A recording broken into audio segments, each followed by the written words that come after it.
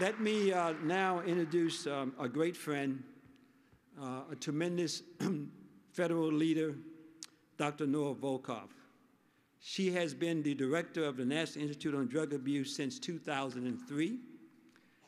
Dr. Volkow's work has been instrumental in demonstrating that drug addiction is a disease of the human brain. As a research psychiatrist and scientist, Dr. Volkow pioneered the use of brain imaging to investigate the toxic effects of drugs and their addictive properties. As many of you know, NIDA supports most of the world's research on the health aspects of drug abuse and addiction. It is because of NIDA and Dr. Volkow's work that we now have a greater understanding of how drug addiction impacts the brain, the harmful effects of drugs, and what drugs our young people are abusing. In addition, NIDA is a longtime supporter of CATCA and our community-based work. They have provided us the resources over the years and partnered with us to provide you with the latest information in ensuring that you fully understand and have the science necessary to do your work. They have sponsored many of our practical theories, our courses, and we have a new project that Dr. Volkow will talk about that we just entered into to ensure that you continue to have the latest information. Please help me welcome a world-renowned scientist, the great leader of NIDA, Dr. Nora Volkow.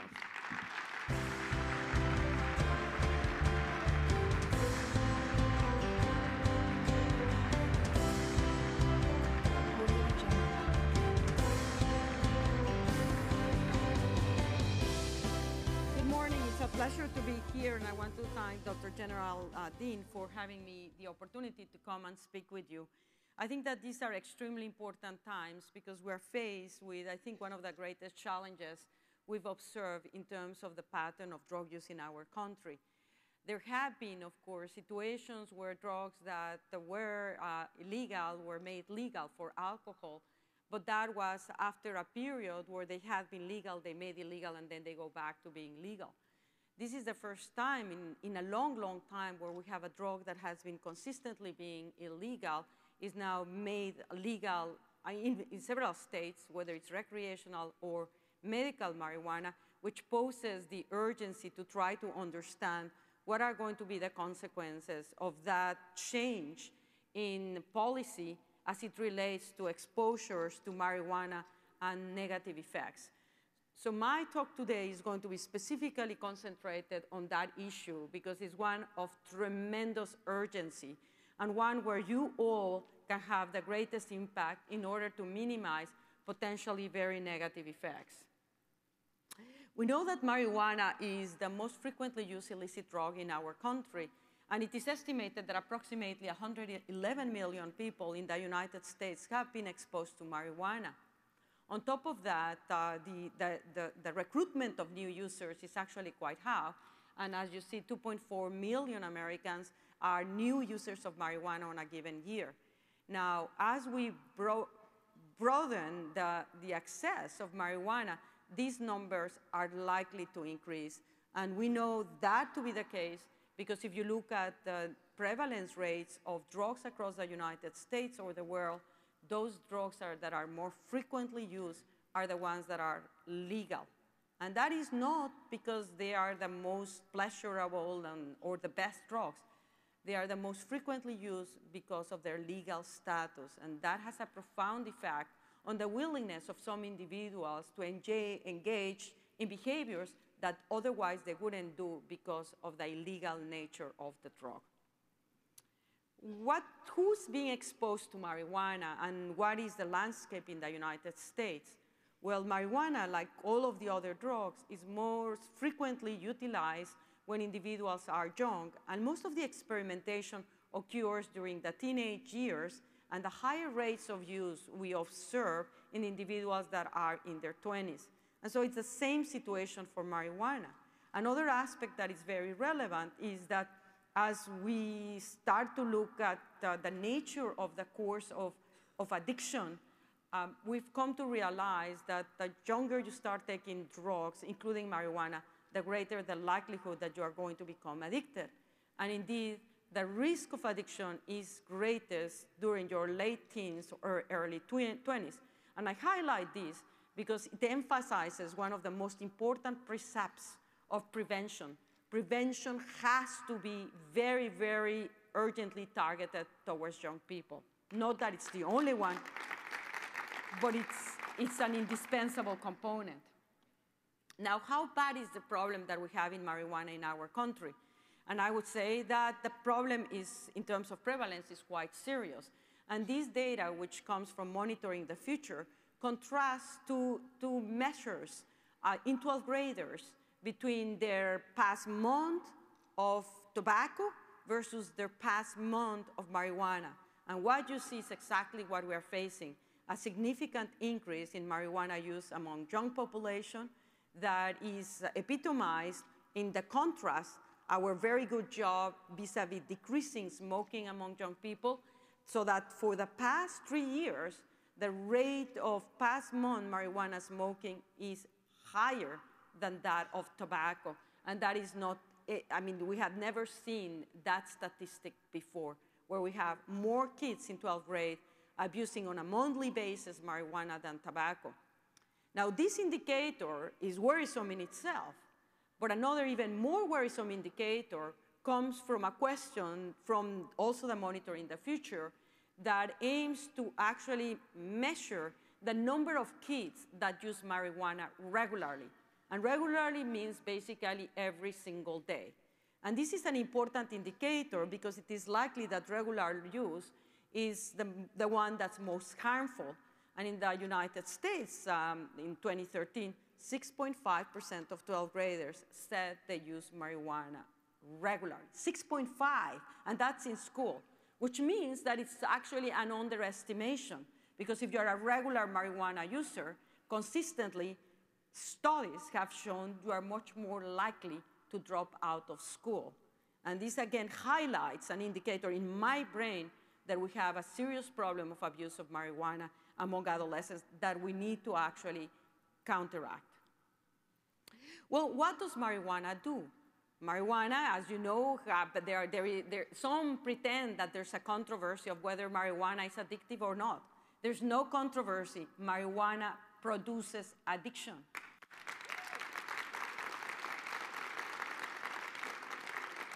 And in fact, the mechanisms by which it triggers the process of addiction in the brain are not different from that of other drugs. All of the drugs that produce addiction have a common effect. They increase dopamine in the nucleus accumbens. And the nucleus accumbens is the main reward center in the brain.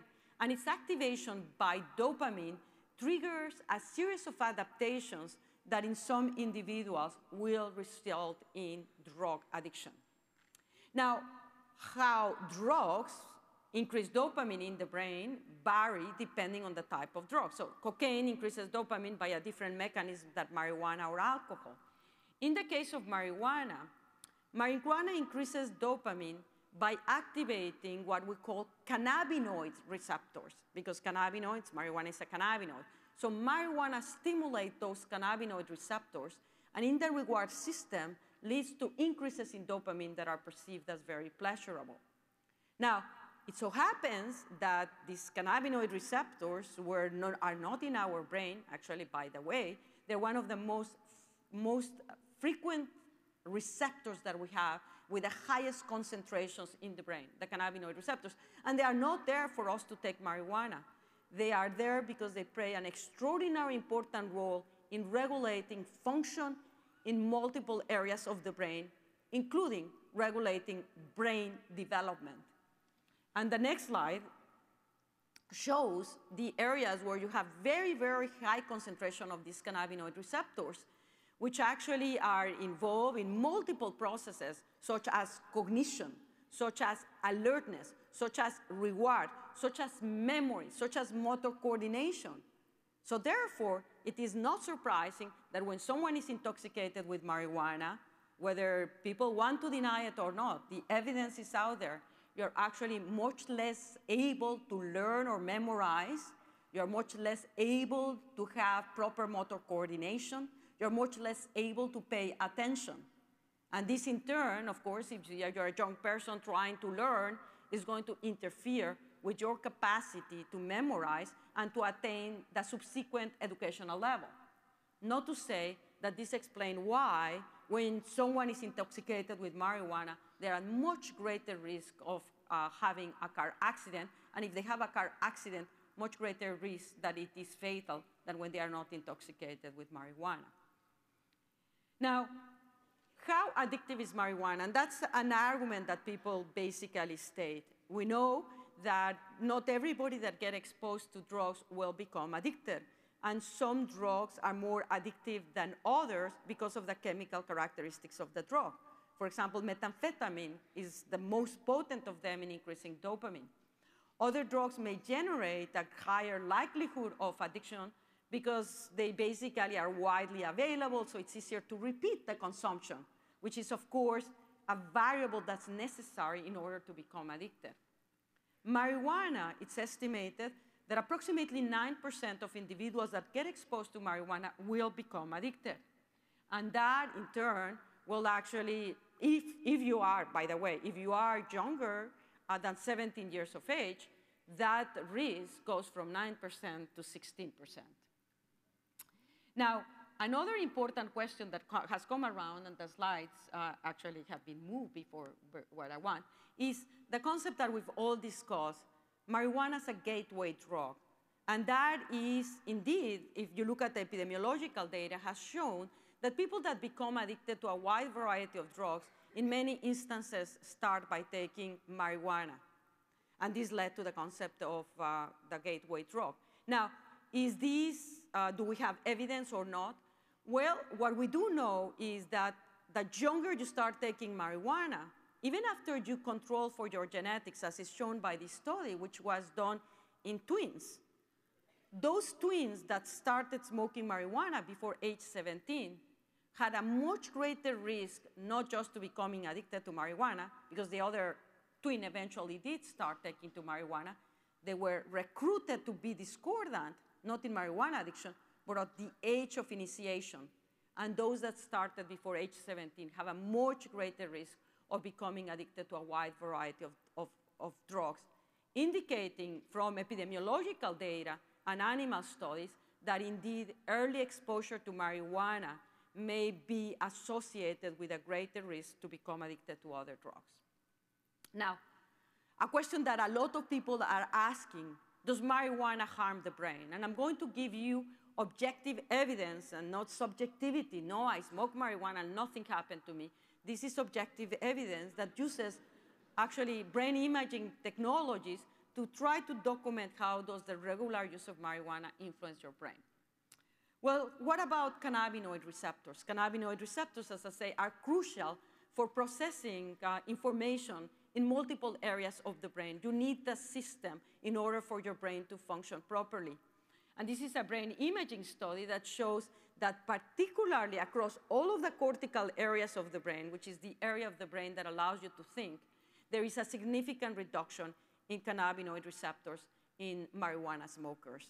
So the main target of marijuana decreases with repeated use, which is likely to account, of course, from some of the long-lasting changes that are observed in marijuana abusers. If you look at the morphology, the structure of the brain, which is actually a very non-sensitive indicator, but even with that non-sensitive indicator, because you need a lot of exposure to see changes, marijuana abusers show decreases in volume in limbic areas of the brain, such as the hippocampus and the amygdala. They are smaller. And the hippocampus is an area that is extremely important for us to be able to memorize and learn. It's indispensable. And the amygdala, on the other hand, is a crucial area that is implicated in emotions and responsible, for example, for enhanced anxiety, in fact, when that cannabinoid system does not work. So what you are observing is that areas of the brain involved with memory and emotion are actually significantly disrupted in chronic marijuana users, and these are adults. Now, this is a study that actually not looks at volumes, but looks at how the brain is connected. The brain is a series of networks of areas communicating with one another. And those connections are crucial for proper function of the brain. And what this study did, and I think it's one of the most powerful studies I've seen in brain imaging, they took individuals that had smoked marijuana before age 18, and they measured their connectivity. And that they showed that the connections, the wiring of the brain in very specific areas was profoundly decreased.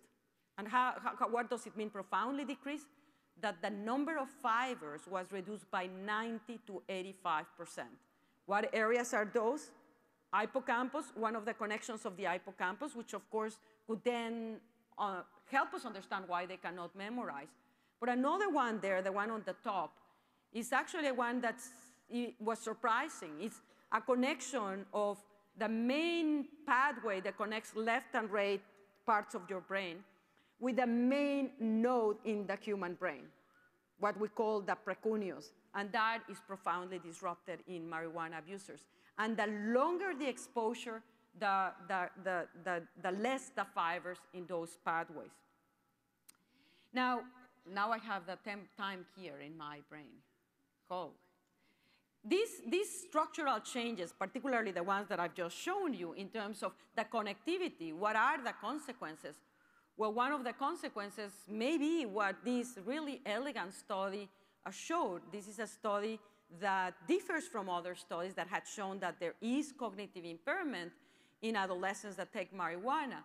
And this study went one step further because in the past, though the previous studies had been criticized by the concept of saying, yes, adult kids that are smoking marijuana have lower cognitive abilities, but it could be that they started to take marijuana because they had, in order to try to compensate for these cognitive deficits. This particular study is prospective and accounts for cognitive performance of kids at age 13 before they start taking marijuana, and it follows them until they are age 32. And it compares them against individuals that have taken marijuana but did not start before age 18. And what this study shows is that those individuals that started smoking marijuana before age 18 showed a decrease in IQ points up to 8, a decrease in 8 points of intelligence quotient, which can make the difference between succeeding in educational achievement or not. And this is accounted for by premorbid function, clearly indicating that smoking marijuana for our adolescents is not a good.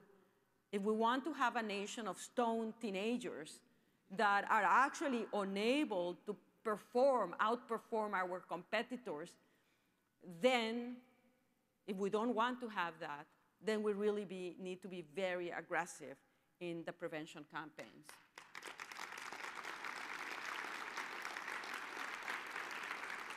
Now, one of the arguments that is made is that says, well, maybe I'm smoking marijuana because I don't want to be in this rat race of achievement, blah, blah, blah, okay? So the investigators have gone back in those individuals that are very cool and they're smoking, blah, blah, blah. And they ask them subjective and they measure objective indicators of success as adults, after accounting for their parental socioeconomic status. And what they found, and this has again been consistently shown, is that those individuals who had been smoking continuously marijuana were much less satisfied with their lives by their subjective descriptors, but also by objective descriptors in terms of had they been able to achieve the educational status, how much they were making, professional. They were actually performing much worse than those individuals that had never smoked marijuana or have just experimented on occasional instances, clearly indicating that, yes, whether we like it or not, chronic exposure to marijuana is not good to your brain, and chronic exposure of marijuana is not good to your life, whether we like it or not. Now, all of these studies that I've been showing you, showing these deficits, actually have an unknown that is likely to indicate that the effects are probably worse than we currently have. And that's because the amount of the active ingredient of marijuana has been increasing significantly since in the past 15 years. And here you have the content of 9-THC, which is the active ingredient of marijuana. And you can see almost a doubling in the past 10 years on the content of 9-THC. So at the beginning of when they were starting to look at the content, and I think I cannot see it exactly when it was 4%, now it's 12%, threefold higher. So the marijuana that we have is much more potent. And again, people say, blah, blah, blah. You regulate how much you smoke, it doesn't really make a difference. Well, that's not exactly what the data is showing. And this is a study from Norway where they've been actually monitoring the content of marijuana in individuals that are driving and are stopped by the police. And what you can see is the significant increase in the plasma concentration of THC across time, which is likely to reflect the fact that the more potent marijuana is indeed resulting in much higher concentrations of THC in the plasma and likely to have a much more addictive component, but also explain these numbers, the significant increases that we are observing, not just on treatment admissions for marijuana addiction, but in emergency rooms. Even though in those years that you see there, the increase in marijuana have not started to emerge in the United States. But what had started to emerge was that content of the marijuana was much more potent. So where are we? And I come back to my first point, and to a point that I was thanking General Dean for having invited me. We don't have any treatment currently for marijuana addiction. We're working with researchers to have it. And it's a very difficult addiction to treat. But what we do have is prevention interventions that work. And we also know that the single most powerful thing that we can do to actually minimize the adverse effects of drugs in our country, the single most, by far, is prevention. And prevention in young people works. And in fact, the data here shows it. It's a very simple graph that contrasts the prevalence of kids that are smoking marijuana versus the prevalence of kids that perceive marijuana as risky. And what you can clearly see in blue, as less kids perceive marijuana as risky, you have a higher number of kids that are going to be smoking marijuana. As we face a country that is sending these double messages about whether marijuana is harmful or not, where millions of dollars are being spent in order to change a culture that will lead to the belief that marijuana is not harmful, we have to understand that we need to provide evidence that is objective and not stopping doing so, such that kids, in particularly kids, are able to recognize the adverse effect of smoking marijuana and prevent them from going into an addiction and also, at the end, interfering with the likelihood of succeeding in their lives, as has been shown already for multiple studies. I want to end my presentation just with an advertisement. We just recently released our treatment program for adolescents, and we're also partnering with CATCA to generate a program that will facilitate the education on the basis of the science evidence so that you who are out there in the trenches can provide information that is objective, that can help kids take the right decision and avoid smoking marijuana, either because of peer pressure or because of the belief that it is a benign drug. Thanks very much for your attention. Great job. Well done. Thank you so much. Thanks. Look at this. About 3 questions we have to go, right? Yes. Okay.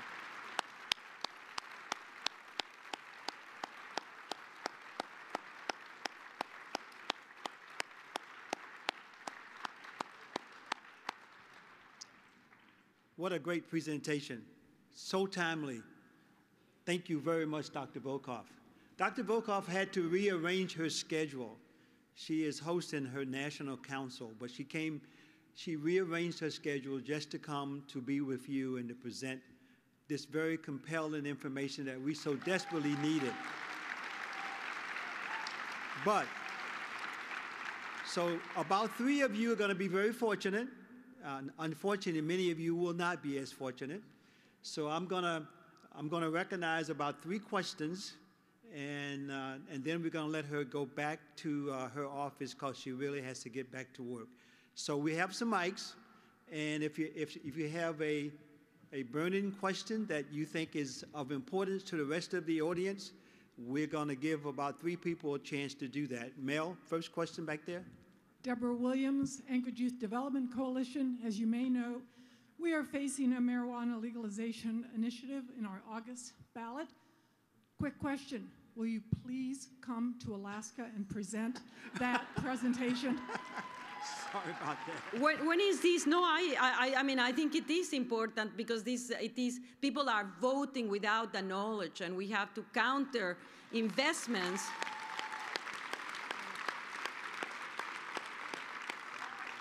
Of individuals wanting to change the culture and believing it's a safe drug. So if you can contact my office and you tell me what is the timeline, I definitively can look at it, and if I can do it, I'll do it. If I cannot do it, I won't. Okay, Carlton, over here, please. Hi, good morning. My name is Deb Whitkus. I'm from Vermont with Greater Falls Connections. And I just wanted to know, we've been working a lot, having wonderful conversations with youth about the dangers of marijuana using the science. Thank you so much for your work. I'm just wondering, in terms of the amygdala and the hippocampus, when you talk about IQ, I wonder about, in terms of the emotional and social development, do you have any research going on in terms of that, like what effect it might have on mirror neurons and stuff like that? Because I think the kids would really respond to knowing that, you know, if it's complicating their ability to maintain and sustain friendships. Yeah, that's a very good question. And when you, I mean, I'm a physician, and when you, I mean, one of the things that they taught us was that repeated marijuana leads to what is called an amotivational syndrome, which results in the lack of interest for everyday activity, including spending time with friends. And this is much harder to actually measure than if you can subtract or add 5 or 6 numbers. How do you measure emotions? And the studies that have done it have shown, for example, that indeed those that have been exposed to marijuana are much less likely to be involved in their job activities. To my knowledge, no one has done that study in an objective way among students. There are anecdotes that professors have reported, but objectively, these have not been measured. I would predict, based on the clinical presentation of this amotivational syndrome, that what you will see is that the sensitivity of kids that are exposed to marijuana to rewards, their excitement about things that normally motivate us would be decreased. But again, this is something for which, unfortunately, we do not have sufficient evidence. The abnormalities that we're seeing in the amygdala are likely to translate in less reactivity to certain emotions. And also what we do know is that those individuals that get exposed to marijuana, when they are not intoxicated with the drug, then they become much more vulnerable to anxiety and stress reactivity. So they're much more stress prone. And they then get into this feedback of smoking marijuana to try to compensate that high levels of anxiety. Okay. Over here on the left. Hi, Nora. John Hamilton from Connecticut Clinical Trials Network. General question, why isn't there more prevention studies in the Clinical Trials Network that could be used as a vehicle to actually study some prevention? And a specific question is, I didn't see any slides up there in any correlation between co-occurring mental health disorders and marijuana use. Is that being looked at? Because that needs to be like a red flag, as I see it, for what puts kids at risk for self-medication. Yeah, no, and absolutely, and that's an extraordinarily important point.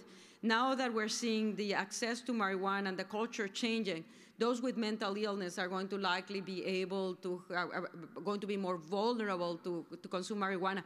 We already see very high rates of abuse of marijuana among kids that have a comorbid mental disease.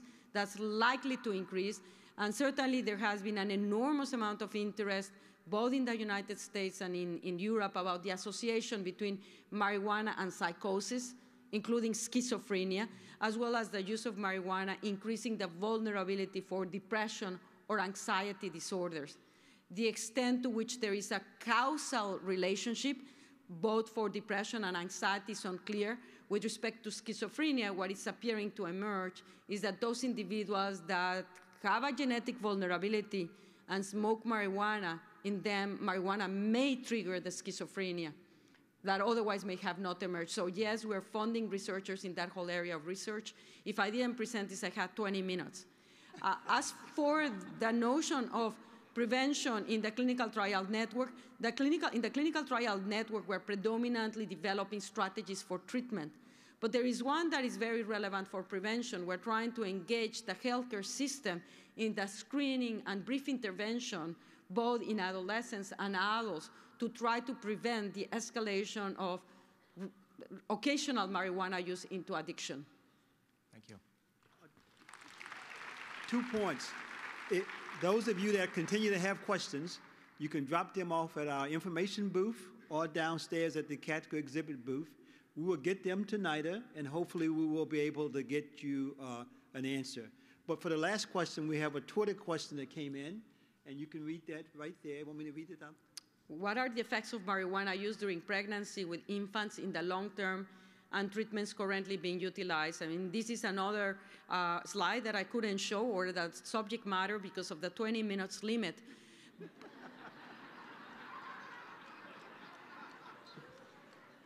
But there is, we found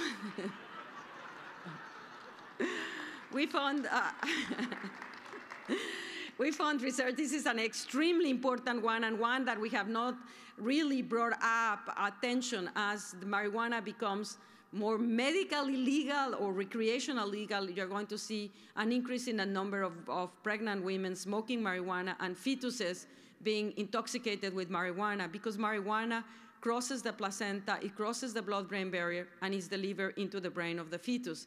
And from animal studies, for example, it has been shown, indeed, that it interferes with gene expression in the brain in such a way that it's going to jeopardizing the way that neurons form contacts with one another. Neurons have these processes that are very complex that allow them to touch different areas. And as I spoke to you, the brain is a very complex network. And in animals as well, and in fetuses that have been exposed to marijuana, researchers have now, for example, clearly documented that those connections are significantly disrupted in those fetuses that were exposed to marijuana. So to start with, that may be one of the most vulnerable periods for the negative effects of marijuana on brain development, that fetal. So we speak a lot about children and adolescents because the brain is growing very, very rapidly. Well, so is the case during fetal development, and cannabinoids express themselves very early on. So when you massively stimulate them because someone is smoking marijuana, you're going to interfere with this very carefully orchestrated process that results on what you want to be the most extraordinary organ that we have, the human brain. Okay. Thank you so very much. Thank you so Thanks. much. Thank you so much. Okay. Thanks again, Dr. Volkow. Thank you so very much. Thank you.